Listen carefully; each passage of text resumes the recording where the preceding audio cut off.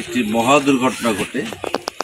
আমাদের বাংলাদেশ শ্রমিক কল্যাণ ফেডারেশনের উপজেলা সেক্রেটারি মাওলানা রফিকুল ইসলাম তিনি প্রতিষ্ঠান যাওয়ার পথে এই সুটিবাড়ি বাজারের পূর্ব দিক একটি গাছ ডাল ঝুলে পড়ার কারণে এবং বাম পাশে রাস্তা ভেঙে দেওয়ার কারণে ট্রলির সাথে ধাক্কা লেগে তিনি সাথে সাথে এখানে ইন্তেকাল করেন। আমরা তার জন্য ইস্তেগফার করছি, আল্লাহ তাআলা তার জীবনের সকল গুনাহ ক্ষমা করে জান্নাতুল মাকাম দান করুন।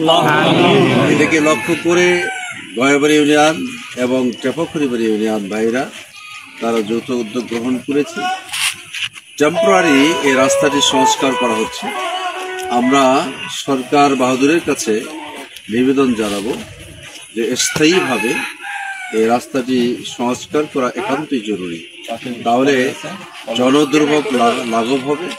পাশে গয়াবাড়ি স্কুল অ্যান্ড কলেজ আছে, একটি জামে মসজিদ আছে, যাতে করে আর কোনো বড় ধরনের দুর্ঘটনা না ঘটে এই বিষয়টি সকলের দৃষ্টি আকর্ষণ করা হবে। আজকের এখানে মিডিয়ার সাথে যারা সম্পৃক্ত তাদেরকে অসংখ্য ধন্যবাদ জানানো হচ্ছে এবং যারা স্থানীয় নেতৃবৃন্দ রয়েছেন, বিভিন্ন দলের রাজনৈতিক নেতৃবৃন্দ রয়েছে, সকলকে ধন্যবাদ জানাচ্ছি এই মহতী উদ্যোগ গ্রহণ করার কারণে।